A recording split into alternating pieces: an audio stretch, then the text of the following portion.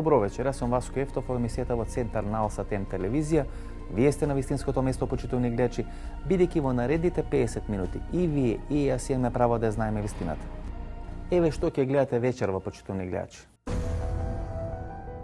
Луѓето кои не ви се наклоните велат дека таа партија би се викала СДСМ Тенковска. Јас не би коментирал ништо повеќе. Бидејќи вие го представувате сега Љупчо Георгиевски, ова низ миени балкаре на български, како се кажува? Знаете, не сакам да навлегам во тие работи. Ве и молевте за тој мандат во Александар Палас. Таму толку сте плачеле кога детенцето Осман од бурни времења на серијата. Лоши ви се информациите, значи... Мендук Тачи се плаши од лидерскиот потенцијал на Руфи Османи, а Руфи Османи се плаши, условно речено, од тие банди на Мендук Тачи. А Руфи Османи никој пат не се плашил од никакви банди, било од кого.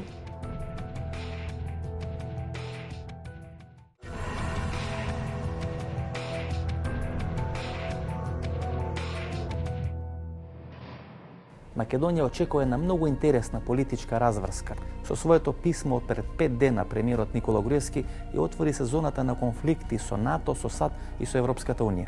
Али Ахмети и Дуи се наоѓаат под силен притисок на јавноста после тој неуспех на самитот на НАТО во Чикаго. Мендук Тачи и Руфи Османи барат предвремени избори, а Бранко Црвенковски и СДСМ работат на формирање на демократска опозиција на Република Македонија.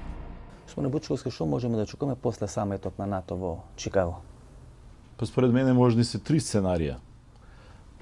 Сите зависат во крајен случај од Демократската унија за интеграција. Прво е да остане статус кво состојбата.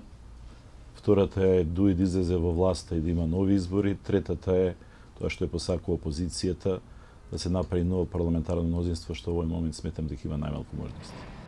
Анкетата на агенцијата Рейтинг кој минатата недела беше објавена во Скопски дневник направи сериозни потреси во рамки на владината коалиција, бидејќи за прв пат во последните 6 до 7 години соодносот или разликата помеѓу власта и опозицијата е падната некаде под 1% на разлика. Разликата е некаде на едва 1% разлика помеѓу власта и опозицијата. Никош не било така од 2005 година нааму. Трендот е веќе јасен. ВМРО да помене надоле, политиката на владата оди надоле. Ако 60 и нешто, односно 70% од испитаниците кажуваат дека не се согласуваат со тоа каква е економската состојба. 68 милиони оди Македонија погрешна насока. Над 70% велат дека економската состојба е полоша од пред да дојде Груевски на власт. Тоа веќе е јасен показател за Груевски што се случува, затоа што одамна присуствувам на овие стратегии околу анкетите. Прв знак кога владата паѓа, односно кога владачката партија почна да добија негативни или надолни бројки е кога граѓаните се незадоволни од вкупната состојба, особено од економската. Не должам денеска всушност имаме изедначување на власт и опозицијата ако ги собереме сите опозиции гласови. Рековте дека Дуи многу рационално ќе ги влечи потезите. Дали ово што се случи пред 10-15 дена на скопските улици, 10.000 луѓе кои излегува протестира против Али Ахмети, нешто слично се случи може и во помал број и на Тетовските улици, кога дел од демонстрантите тргнаа да го напаѓаат штабот на Дуи во Мала Речица, може да се свати како американски ракопис, како одредена порака на американците до Дуи, веќе сепак 10.000 луѓе неорганизирани, без малку од никој да излезат на улица, без политичка агенда, без ништо, се сепак една многу сериозна порака. Значи, врз основа на моето искуство и сето она што го гледам сега, не може опозицијата да игра на таа карта да очекува дека некој однадвор ќе ја сруши оваа власт. Така што нити препознава американски ракопис, нити германски, нити француски. Ваш кадар сега Дуи го става за амбасадор или го става на амбасадорски листи, станува збор за Лазе Еленовски. ДП му понуди на Тито Петковски да биде лидер на Дуи, бидејќи кадарот на Тито Дуи го става на амбасадорски функции, тоа што логично било, може би Тито Петковски да дел од раководството на Дуи. Не, прво амбасадорската позиција на Лазар Еленовски преку Дуи е практично договорена директно со Никола Груевски. Како што беше тоа што Лазе го одработи во партијата, во растурење на партијата или поточно во обетот да се растури НСДП, не му успеа. Гледате, денес имаме 4 претендника во парламентот. Сега Никола Груевски му враќа со тоа што прави погрешна проценка, едно лошо кадровско решение го праќа во Брисел како амбасадор.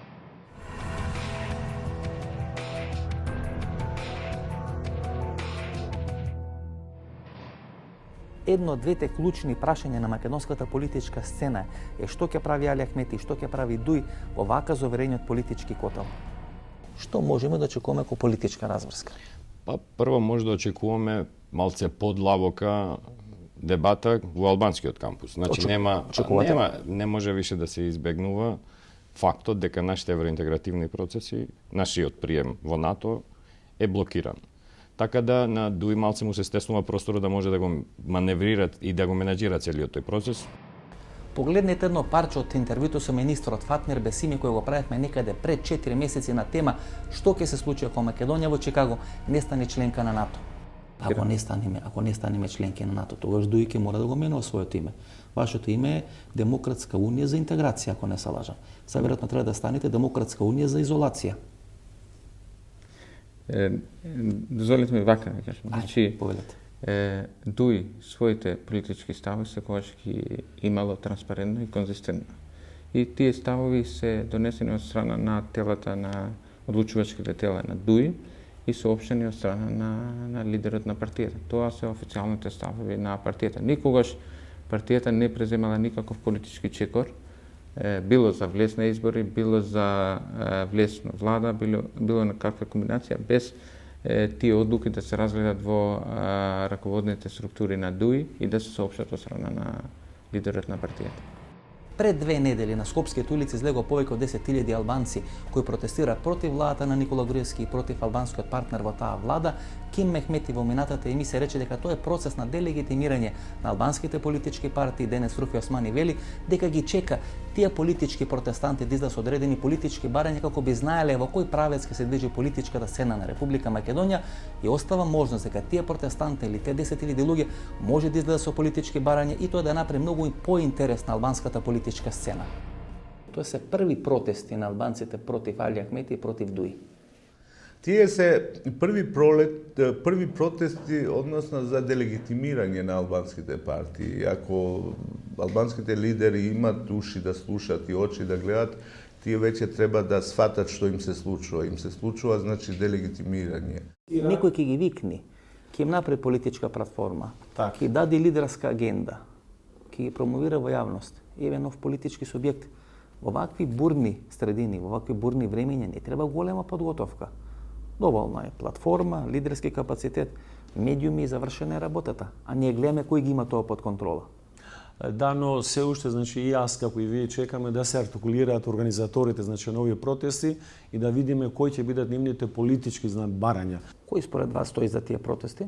Мака, кој би политизирале? Па лично мислам дека де факто нема некоја конкретна организација, има делови, да кажеме, на незадоволни структури, можеби од поголемите политички партии, можеби дел од структурите кои се поврзани, можеби со одредени движења, било да се верски, социјални групи, но сето тоа не е битно. Битно е дека постои незадоволство кај народот, дека тоа незадоволство спонтано се организира и она што е битно, јас очекувам да ова незадоволство политички се артикулира. Сите политички анализи говорат дека ако денес Руфи Османи направеше политичка партија, ќе беше сигурен победник на изборите во албанскиот дел и многумина вела дека всушност Руфи Османи направи мала грешка во чекори, пред време ја направи партијата и може и поради тоа да има слична политичка судбина на Васил Топурковски или на Трифун Костовски. Господине Руфи, сега да направите политичка партија на вакво незадоволство кај албанците ќе се прошетате на изборите. Па може би изгледа така, но кој би знаел, значи, дека ние ќе ги имаме овие тенденции во Македонија, едноставно треба да си Нострадамус во Македонија па да погодиш кога е вистинскиот момент. Вела дека всушност се направи истата грешка што направи Топурковски, например, или Трифун Костовски. Во еден момент сте најпопуларна личност во одреден електорат, вие кај албанците, тие кај македонците и во погрешно време ја правите партијата. Јас треба да признам дека, значи, нашите проценки дека изборите парламентарни ќе бидат редовни, спадна погрешни. Значи, ние требаше да имаме 2012 година редовни парламентарни избори. Организирањето на предвремените избори, значи, не стави во една многу тешка ситуација во смисла на правење на партија на брзина, конституирање на органите. И две силни партии против вас. Пред 10 дена на МТВ2 Али Ахмети изјавува дека на албанците им треба две партии. Предпоставам партијата на Али Ахмети и секојаш губитничката партија на Мендух Тачи. И тие две партии всушност немаат потреба од трет партнер, тоа сте вие. Па јас мислам дека Али Ахмети треба да биде малку повеќе искрен, треба да каже дека на албанците им треба една политичка партија. Значи тоа е неговата со два ограноци. Така, еден огранок во тето на Мендов Тачи, така, значи треба да биде една политичка партија, значи таа е таа идеологија, значи на која политички е израснат Али Ахмети и неговите пријатели.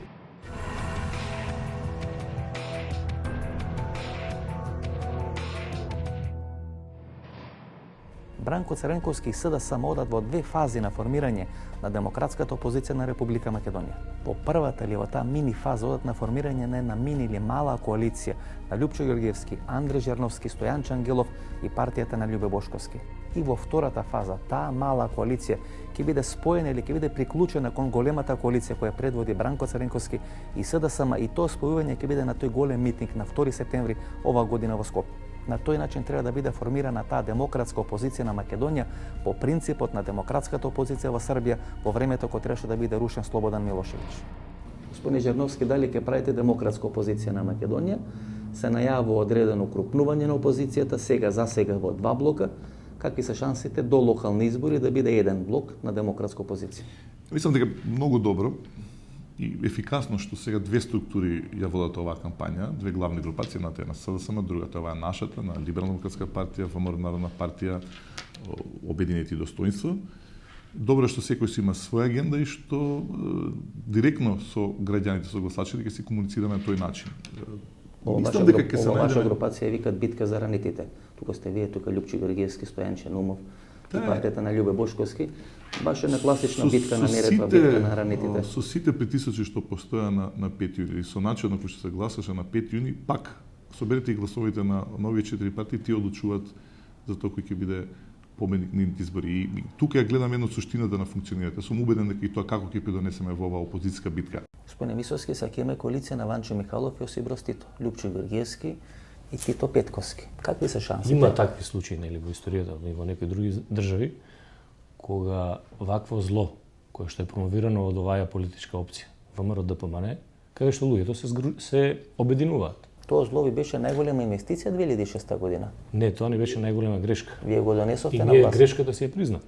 Председател Тито Петковски излезе јавно и кажа дека најголема грешка во животот направил што помогнал Никола Груевски да стане премиер. Бидејќи вие го представувате сега Љупчо Георгиевски, партијата на Љупчо Георгиевски, би ве замолил ова низмиени макар на български, како се кажа? Знаете, не сакам да навлегам во тие работи. Мене ме интересира што утре ќе се случува со Македонија, затоа што имаме таков политички противник што не дозволува да се бавиме со минатото или кои какви идеолошки разлики. Затоа реков и денес ќе повторам, убеден сум дека на следните избори нема да имаме битка на партии кои што се подели на центар, на левица, на десница, туку оние кои што се за демократска Македонија и оние кои што се за недемократска Македонија, односно оние што ја поддржуваат актуелната владина гарнитура. Ако веќе кај македонските политички партии или партии од делот на македонската опозиција се најава формирање на здружена македонска опозиција по примерот на ДОС во Србија, дали таквата политичка можност може да биде реализирана кај албанските опозициони партии? Мислите дека таа коалиција која се најави па се растури на Мендух Тачи со Рујфи Османи можна пред евентуалните локални избори? Ја не гледам зошто не би била можна. Ја ти велам, можни се сите комбинаторики. Дури вела дека полесно и повозможна е коалиција на Мендух Тачи со Али Ахмети, како што беше на ПДП со ДП 98 година. ПДП и ДП тогаш може да што беа два субјекта. Сега тие јазови малце се зголеми, тие и комуникацијата, бар јавната, не функционира, да ти велам, во политика се е можно, мене ништо не би ме изненадило. Има понормална така некоја коалиција, која така би звучела понормално. Тоа е Рујфи Османи и Мендух Тачи. Да, затоа што се опозицијски, се партии од десниот центар, имаат за некои круцијални прашања релативно исти ставови. Последните анкети на рейтинг покажат две клучни тенденции на политичката сцена. Прво, со вакви тенденции, со вакви трендови, власта ги губи следните локални избори. И како второ, Никола Груевски има доверба од македонските гласачи само во делот на надвршната политика што ја води или во одбрана на таа политика за неменување на името. Затоа со тоа свое писмо кој го испрати пред самитот на НАТО во Чикаго, Никола Груевски не од емотивни, туку од едно чисто рационални причини отвора војна со САД, со НАТО и со Европската унија. Ако може малку да се нашалиме, ние лесно можеме да влеземе во една парадоксална ситуација, Русија и Кина на крајот да ни стават вето да влеземе во НАТО, бидејќи пред нас и Русија и Кина би влегле во НАТО. Па јас би кажал дека како полука ќе треба да ја земеме политиката на екс-диктаторот на Република Албанија, Енвер Хоџа. Он прво беше поврзан со Сталин, со Русија, па после пробаше со Кина, па у меѓувреме после тупеше некоја така наводно независна политика и на крај, кога тој умре, се распадна. И неговата творевина Албанија во смисла на политички систем, економија и сето тоа после остави тешки последици. Во ова насока мислам дека ова политика де факто не треба да е копија на една политика која нема шанси реални да биде успешна. Што очекувате? Можат ли американците да поминат? Дека ова веќе се сериозни напади врз американската позиција во Македонија, врз политиката на НАТО и така натаму. Порано тоа оде од одредени новинари блиски на власта, оде од одредени аналитичари блиски на власта. Сега за прв пат имаше некои сегменти во интервјуто на премиерот во Дневник некаде 6-7 јануари. Да, одредени меѓуредови критики на американска адреса, меѓутоа вака тврди и вака прецизно насочени никош немало. Во Балканот има една вистина. Сите тие што не научиле од историјата, нив ќе им се повтори. Сите такви случаи во Балканот кои арогантно се однесува или исклучиво кон такви поголеми системи, имале лош крај. Јас се надевам дека ние нема да влеземе во таков круг. Никола Груевски ми се чини, или владата Никола Груевски ја плати истата цена што ја плати Грција.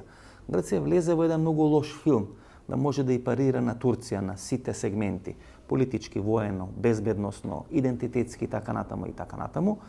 Трошеше премногу пари, трошеше многу повеќе пари од тоа што го дозволуваше економскиот модел на развој на Грција и крахираше. На крајот се потпрен одредени капитали кои доаѓа од источниот пазар, дали од Кина, дали од Индија, дали од Русија и гледаме до кај стигна Грција. Никола Груевски мислам дека влезе во истиот тој филм.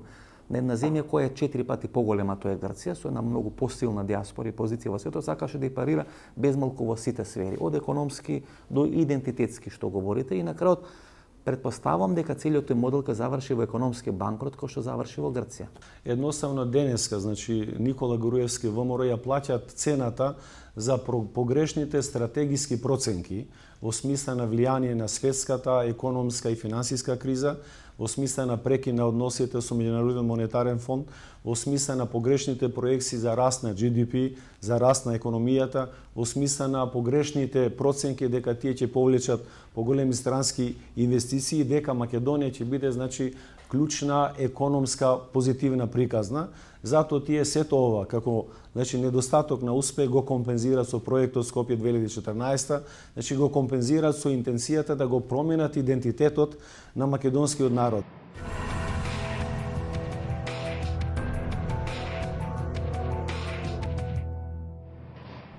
Очигледно дека проектот Скопје 2014 година ќе биде тоа олово околу ногата на Никола Груевски и на крајот целиот тој проект де факто ќе значи заминување на Никола Груевски од политичката сцена. Сите политички проценки говорат дека ако не беше тој проект Скопје 2014 година, Никола Груевски без проблем ќе владееше на македонската политичка сцена во наредните 10 години. Мене ми се чини почудено гледачи дека токму од тие причини македонската опозиција посакуваше и му овозможи на Никола Груевски амбиент да може да го реализира тој проект 2014 година и де факто врз базите или врз темелите на тој проект денес да ја бомбардира владената економска политика. На што ги темалам тие мои предпоставки? Постојат барем две причини кои ми дават за право така да размислам. Првата е кандидирањето на Мики Војич да биде кандидат на СДСМ за градоначалник на Скопје 2009 година. И вториот факт е дека со гласовите на опозицијата или со гласовите на одборниците избрани од редовите на македонската опозиција, тој проект Скопје 2014 година беше изгласан во Советот на општина Центар. Едниот советник бе од редовите на ЛДП, а вториот советник е старосват или во блиски роднински врски со Тито Петковски, лидерот на НСДП. Мислите дека тој проект Скопје 2014 ќе биде тоа политичко ватрело на Никола Груевски? Без тоа тој човек ќе владееше 60 години, да бидеме искрени. Ако не ги потрошише тие 300, 400, па некој вела дури половина милиарда евра, дека тој човек глад ќе владееше наредните 10 години во Република Македонија. Јас се согласувам со вас. Тешко можете во оваа сиромаштија на граѓаните во Република Македонија да им објасните како е можно за 250.000 евра да плати владата за 3 жалби врби во Вардар. Не се согласувам со вас, тоа не се жални врби. Ако 3 врби чинат 250.000 евра, тоа се срекни врби. Не на врва у светот не е толку Да, скапа. сега има меѓу пратениците така кружи една интересна теза, ако можат словенците да си имаат за национална валута липи, ние имаме шанса еве нашиот денар да си го преименуваме во врба. Па врбите да не бидат нели парична единица во Република Македонија. Една врба 5 милиони денари, па сега можете да множите и да делите. Во изминатите неколку месеци на политичката сцена се случуваат два процеси кои може да имат битно влијание на идната политичка разврска. Некаде во месеци јануари и февруари Никола Груевски влезе во процес да ги врати сите тие изгубени десни гласови на изборите на 5 јуни во рамки на матичната партија ВМРО-ДПМН. Тоа го направи со Филип Петровски, тоа сакаше да го направи со Маријан Додовски. Анкетите покажуваат дека тој проект на Никола Груевски се покажа како неуспешен и на местото на Маријан Додовски или на безличниот Маријан Додовски на чело на ВМРО-НП го врати Лјупчо Ѓорѓевски. Тука се поставува клучното прашање зошто Никола Груевски избрза со тој процес. Еден од можните одговори е дека на неколку дена пред таа пресконференција на Маријан Додовски да се случи во хотелот Континентал во срцето на Скопје, имало средба помеѓу Бранко Цренковски и Лјупчо Ѓорѓевски, на кој била договарана идната коалиција помеѓу два политички субјекти. И вториот процес на кој игра ВМРО-ДПМН е делови на незадоволни структури од политиката на Бранко Цренковски и на СДСМ да излезат од матичната партија, да излезат од СДСМ и да направат нова политичка партија. Тука најмногу се типува на Владо Бучковски или името на таа нова партија би можело да биде СДСМ Тенковска. Што ќе прави ВМРО-ДПМН? ВМРО-ДПМН после онија серија на припојување на мали десни партии кон себе, Филип Петровски обидот тоа да го направи со Маријан Додовски, со ВМРО-НП на Лјупчо Ѓорѓевски, на последните анкети се покажа дека тој концепт е неуспешен. За прв пат опозицијата, на некој начин обединетата опозиција, доаѓа некаде на 1% разлика од ВМРО-ДПМН. Сериозната загриженост кај ВМРО се гледа во нарачаноста на две нови анкети. Тоа значи дека ВМРО-ДПМН за прв пат во последните 5 или 6 години чувствува дека опозицијата им се доближува, дека се само 1% на разлика. Дали тоа може да предизвика одредени нервозни реакции кај ВМРО-ДПМН? И во кој правец би можеле да дојдат тие нервозни реакции? Па мислам не случајно и ВМРО-ДПМН ја почна оваа операција наречена Нов бран. Тоа не е само вешт маркетишки потек, тоа е одговор на барањето на незадоволните граѓани да се променат политиките, но тие се обидуваат да направат еден веш маневар со промената на извршителите, а со исти политики понатаму да создаваат привид дека нешто се менува. Што ви очекувате, што може ДУИ да прави? Јас мислам дека ДУИ едноставно е пред една, условно кажано, круцијална дилема. Нивниот проект како цел, како мисија за бавење со политика, интеграција на земјата, сега со самитот во Чикаго добива голема шлаканица. Тие веќе нече може да го оправдат нивното присуство, во влада на Република Македонија, ако не го убедат Груевски да заедно со другите да го решат, проблемот со името. Имам чувство дека последните настани од тоа петтократно убиство на Железарското езеро, тие меѓуетнички инциденти, па овој фронтален напад на Груевски кон НАТО и кон НАТО структурите, веројатно ствара одредена нервозива кај ДУИ во албанскиот фактор. Знаете како многу пати одговорните сум кажал дека коалицијата помеѓу ДУИ и ВМРО-ДПМН функционира на следниот принцип. До 16:30 додека работат институциите на системот кога можат да делат се и се што, тогаш живеат во љубов. После 16:30 исклучително се мразат. Значи двократно работат. Да. Лично мислам дека ДУИ денес е во една позиција во која беше порано ППД, набор аналити, и де факто целиот политички менеджмент е една проста копија со единствена цел, да се биде по секоја цел дел од владата, независно од тоа дали се реализираат тие стратегиски, политики нивни на народ или на државата. Или што би рекол Муса Џафери, 20 години бевме во емиграција, сега ќе биме 20 години власт во Република Македонија, без разлика со кого и на кои принципи ќе коалицираме. Да, апсолутно точно. Мислам дека таа девиза се шушка неформално, но во суштина, тоа е нивната цел. По секоја цена, да се биде у власт. Иако велите дека клучен е ставот на ДУИ во однос на опстанокот на владината коалиција, сите веле дека ДУИ ќе остане во таа влада се до одној момент додека не ќе почне рейтингот на ДУИ да паѓа. Пред 10-15 дена 10.000 луѓе не протестира само против македонската влада, протестира и против ДУИ. Дали ДУИ тоа го чувствува како одреден притисок од членството, дали ДУИ тоа го чувствува како страх дека може да се јави нов политички субјект на политичката сцена кај албанците, бидејќи кога имате 10.000 луѓе на улица, тоа ќе е прашање на техника како ќе им направите платформа, лидерска агенда и ќе ги фрлите во политичката арена. Врз основа на моето искуство што го имам со ДУИ, сметам дека ДУИ игра крајно предпазливо и зихерашки. Дури никој пат нема да ја напушти власта ако не е убеден дека нема да има промена на власта. Значи, се до онај момент додека дуи смета, а морам врз основа на неколку контакти кои имав и пред вонредните парламентарни избори тоа да го повторам, дуи тогаш сметаше дека СДСМ брза и дека не може да го победи ВМРО ДПМН. Сметам дека сега со евентуална победа на локалните избори, дури тогаш би се создале можности за предвремени парламентарни избори кои би били испровоцирани со излагувањето на дуи од владата.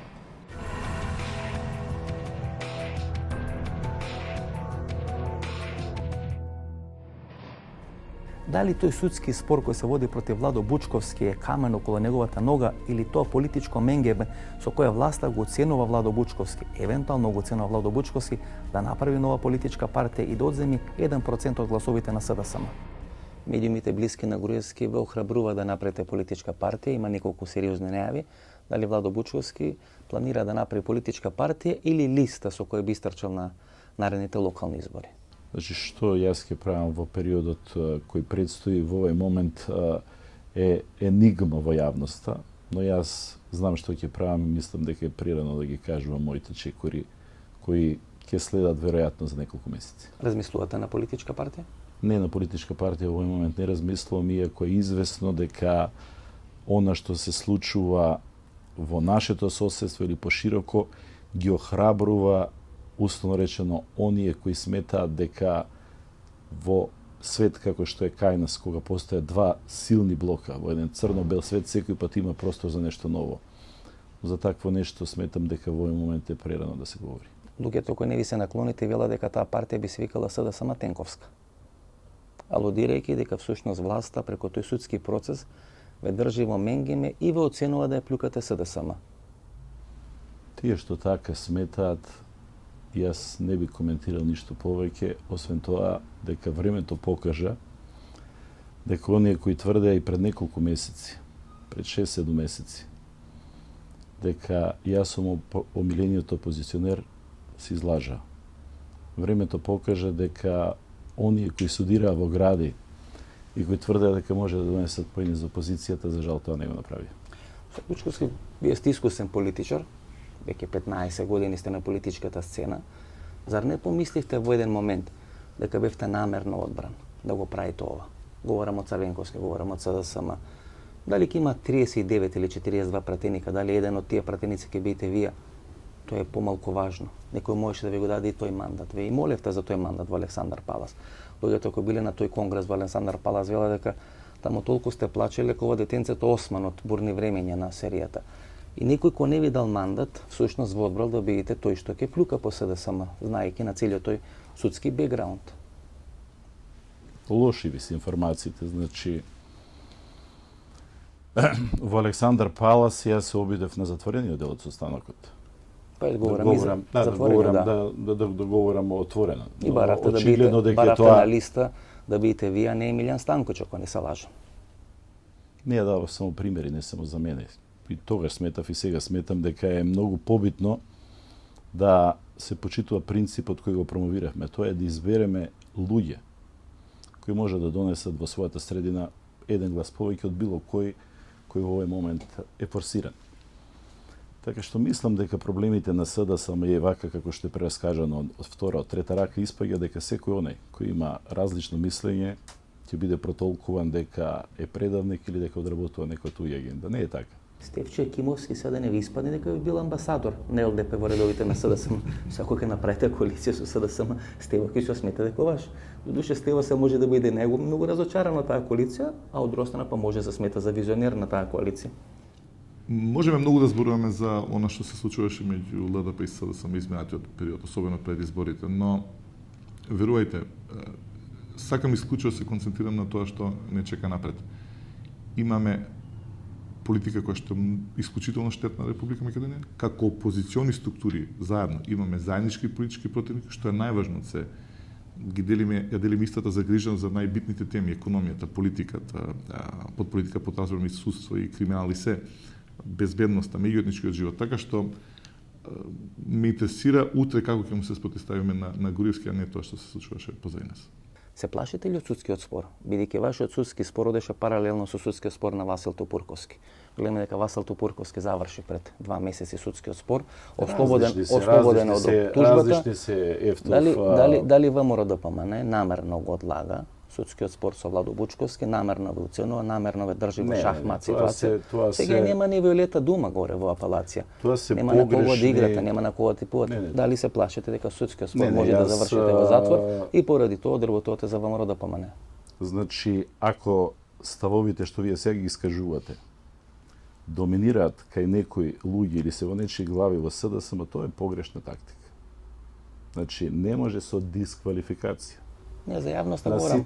За јавноста е јасно. Значи, на јавноста е јасно. Ја ви го поставам само прашањето ако јавноста го размислува, знаете. На јавноста е сосема јасно дека апсолутно нема никаква врска моето политичко делување по вонредните парламентарни избори со судскиот процес. Значи, начинот на кој се одвива се судскиот процес далеко од очите на јавноста е со едно темпо кое не е изфорсирано како што беше пред година и пол, туку во една нормална судска процедура, каде што за разлика од случаите кои ги компариравте, има помалку винети и помалку сложен, затоа заврши побрзо. Така што не гледам никаква директна конекција на она што се случува во судницата и она што се случува на политичката сцена. Љубе Бошковски беше уапсен на 6 јуни, го осуди на затвор и помина на апелација.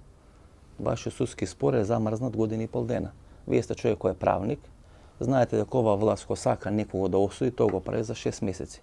Вас ве толерира веќе скоро 2 години. Тоа остава сомнеш, морам да признам. Па добро, вашата сомнеш, јас не можам со мојот одговор да ја разбијам. Останете со нас и по рекламите, опростите вториот дел на нашата вечерашна емисија.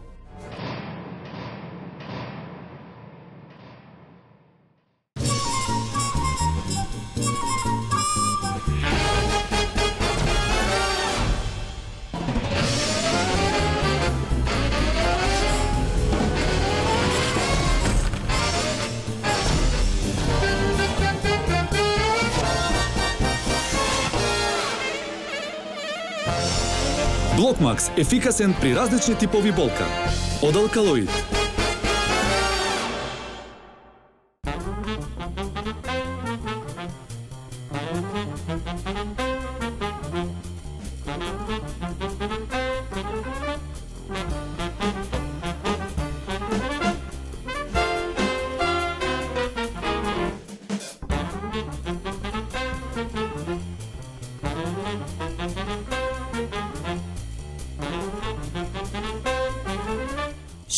години трговијата е нашиот занает.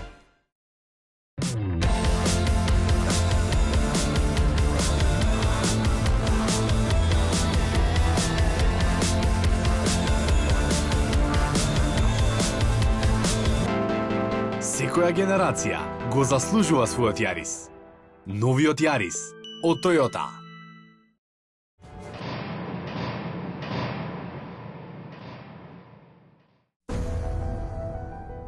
Луѓето кои не ви се наклоните велат дека таа партија би свикала СДСМ Тенковска. Јас не би коментирал ништо повеќе. Бидејќи вие го представувате сега Лјупчо Георгиевски, ова ни змие ни макаре на български, како се кажува? Знаете, не сакам да навлегам во тие работи. Вие и молевте за тој мандат во Александар Палас. Таму толку сте плачеле кога детенцето Осман од бурни времења на серијата. Лоши ви се информациите, значи... Мендук Тачи се плаши од лидерскиот потенцијал на Руфи Османи, а Руфи Османи се плаши, условно речено, од тие банди на Мендук Тачи. А Руфи Османи никој пат не се плашал од никакви банди, било од кого. Го облече Никола Груевски портокаловото дело. Дефинитивно портокаловото се врати кон тие базични. Патриотското дело го облече и веројатно ќе игра на таа карта која што секогаш носи успех. Таа единствената карта. Да. За манипулации со граѓаните. За економија веќе тешко може да говори. За здравство и за реформи веројатно тешко може да говори, за редица на други ситуации, за вработување, за животен стандард, може да говори само името него да. Ама и на анкетите на Дневник во рейтинг, единствено тама некаде околу 56-58% од македонците му дава доверба. На сите други прашања, повеќе од 60% смета дека му е погубна политика. Да, таа погубна политика која што води Груевски и ВМРО-ДПМН од земја лидер во регионот не претвори во земја лузер. За ВМРО-ДПМН и лично за Груевски Македонија без НАТО значи детонатор без контрола. Или профити под контрола. Кои гледате овие анкети на рейтинг, на тие анкети на рейтинг Никола Груевски губи по сите точки.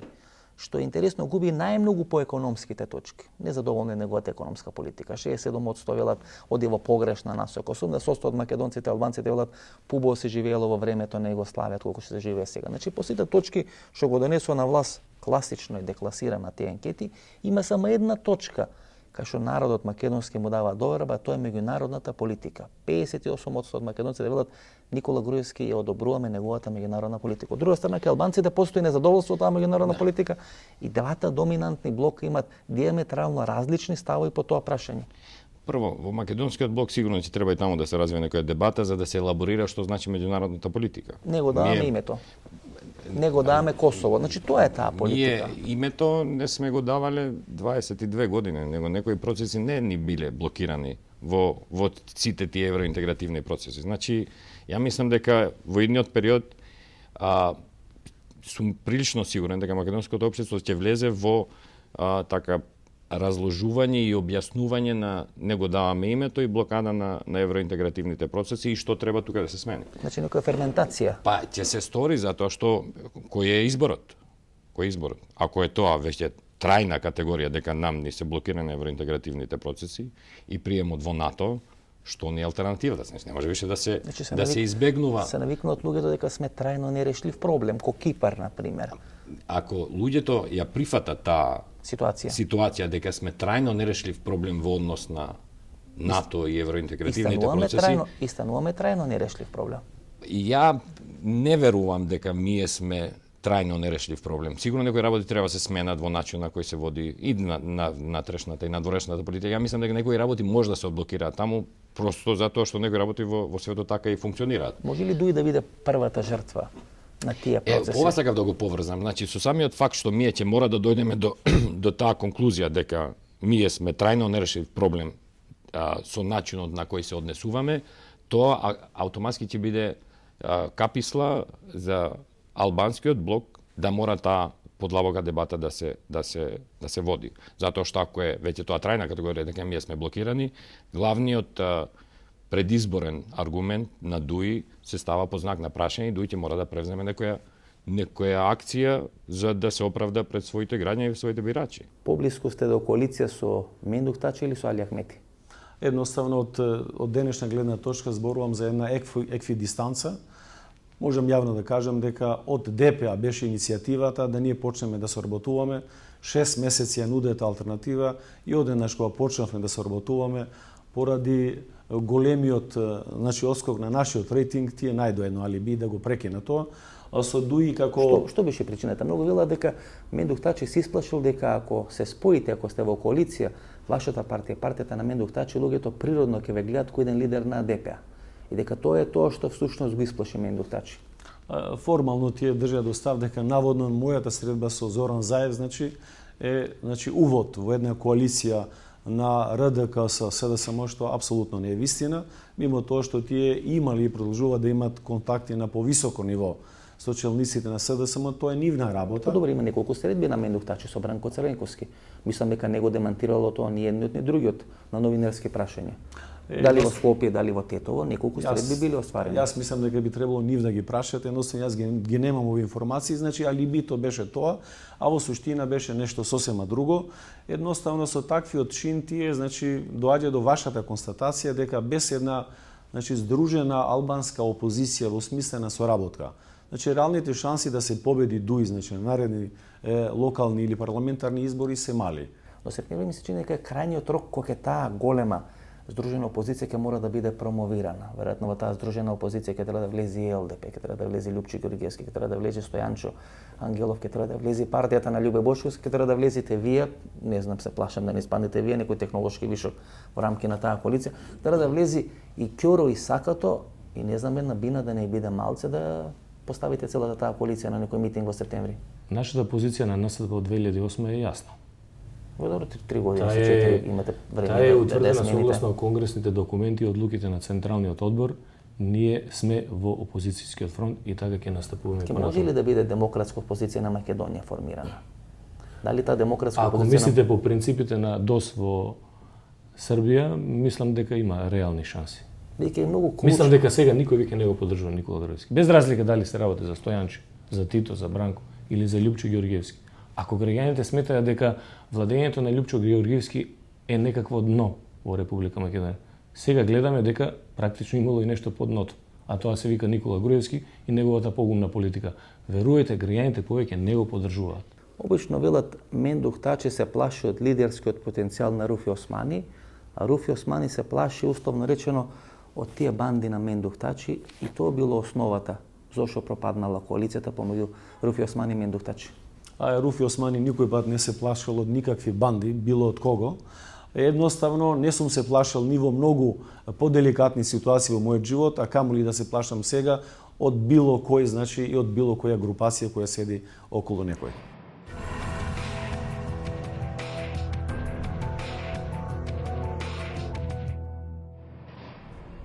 Постојат две политички концепции кои се ставени на маса. Првата вели да биде поразен Никола Груевски, а втората вели да биде поразена политиката на Никола Груевски.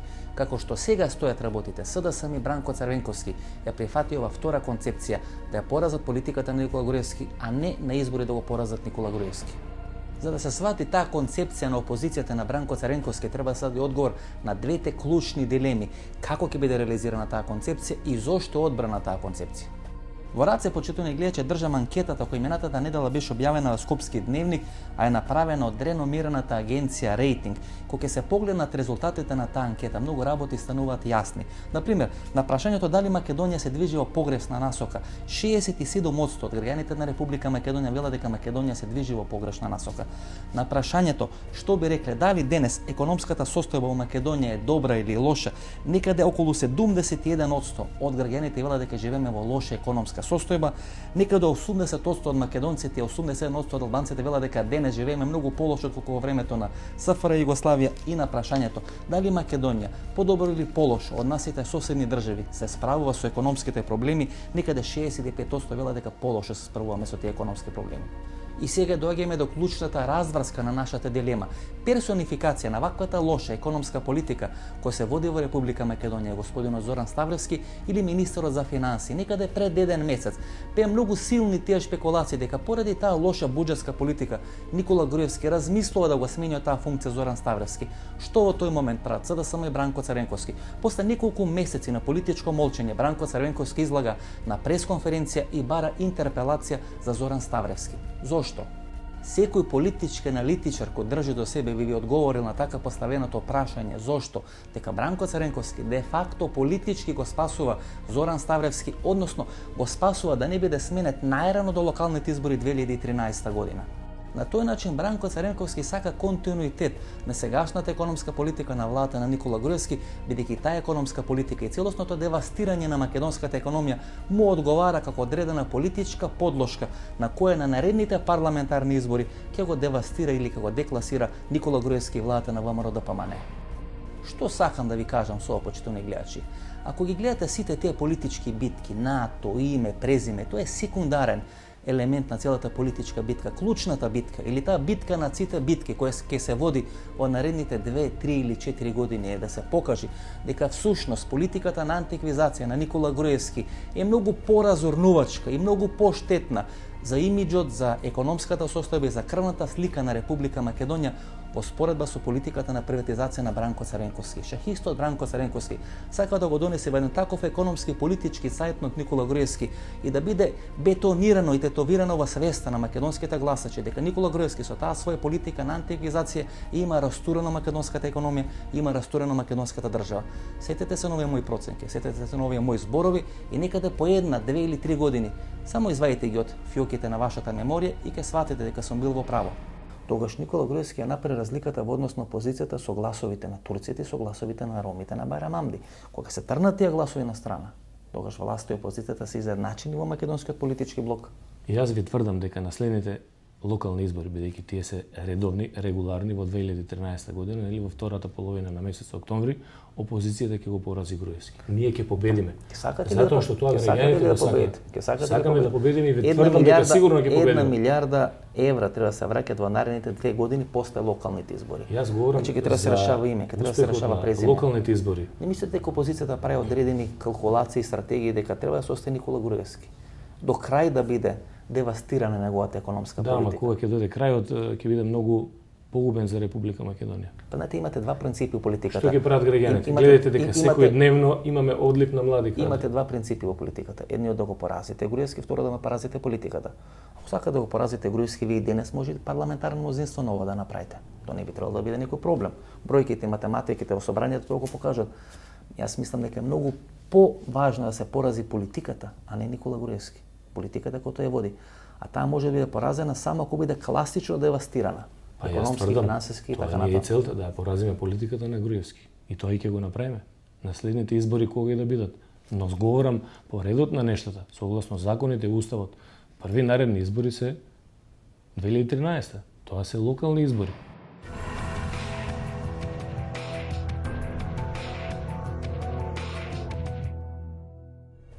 Победата минатата недела на Тома Николич на председателските избори во Србија и тоа што се случува денес во Грција се користи како одреден политички шлагворд да се пласира тезата дека на Балканот денес победат политичките партии кои не ја слушаат политичката агенда на Брисел и на Вашингтон, односно победат политичките партии кои во своето делување апсолутно независно функционираат и на некој начин не ги стават ни по точка разно сите тие сугестии кои доаѓаат од меѓународната заедница.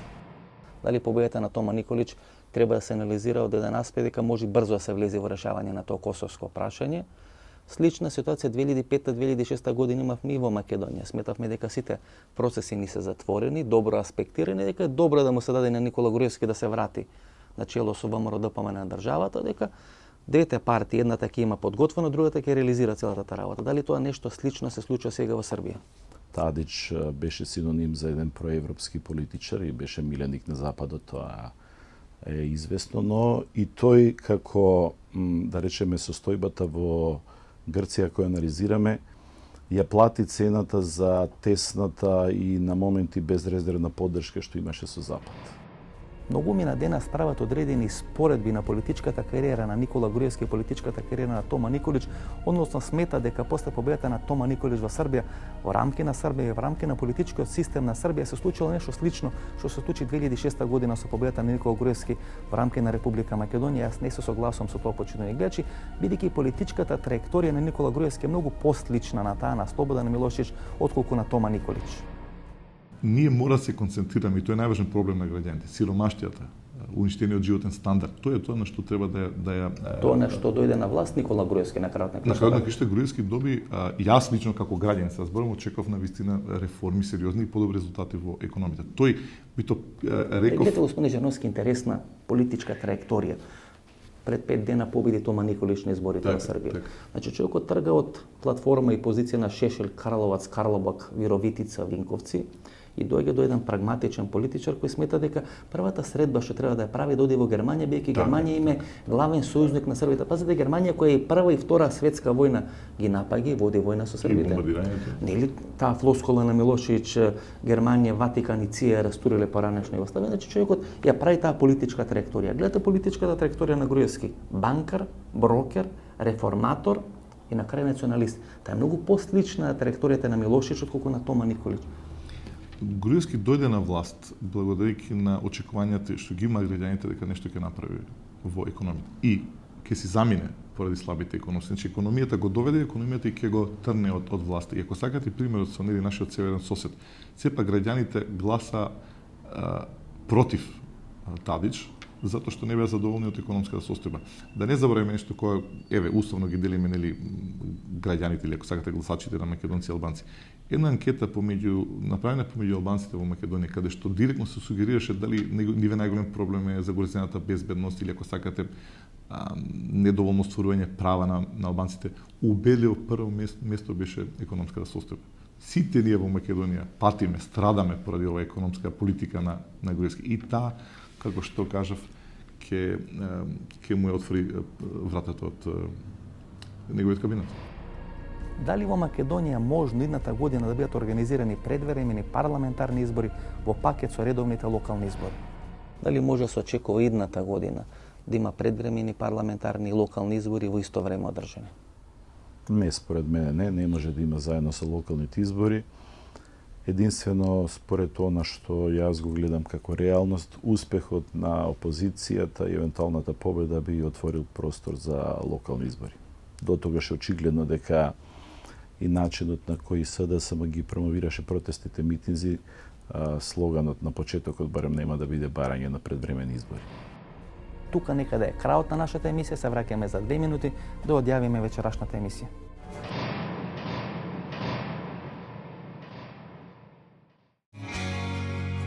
Страста за совршенство не донесе оному каде што се наоѓаме денес. Способноста да се остане на врвот е во нашата умешност на изнаоѓање на неквалитетниот пристап, кој би ги задоволил и непрефинетите вкусови и непробирливите барања. 75 години напредок и иновација, 75 години искуство и традиција, 75 години непрекинат диалог со животот, 75 години посветеност на нашите заложби за градење на подобра иднина за сите. Здравието пред се. Алкалоид Скопје.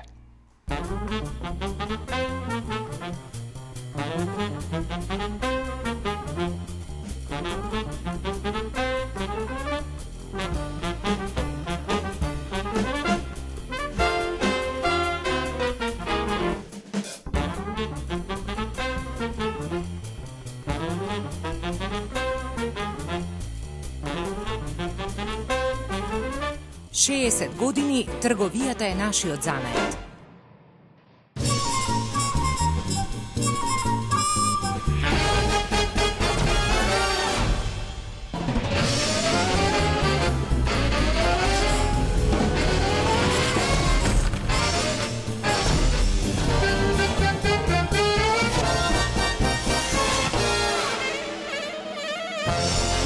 Блокмакс ефикасен при различни типови болка.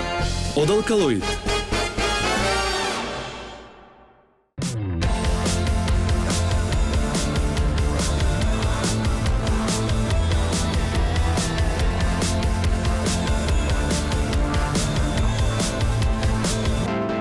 Секоја генерација го заслужува својот Јарис.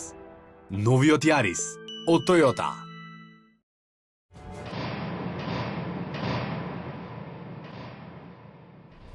Ова беше емисијата во центара со Васко Ефтов, почитувани гледачи. Ние се гледаме идниот петок во истото ова време. Пријатно вечер, Македонија, каде и да си.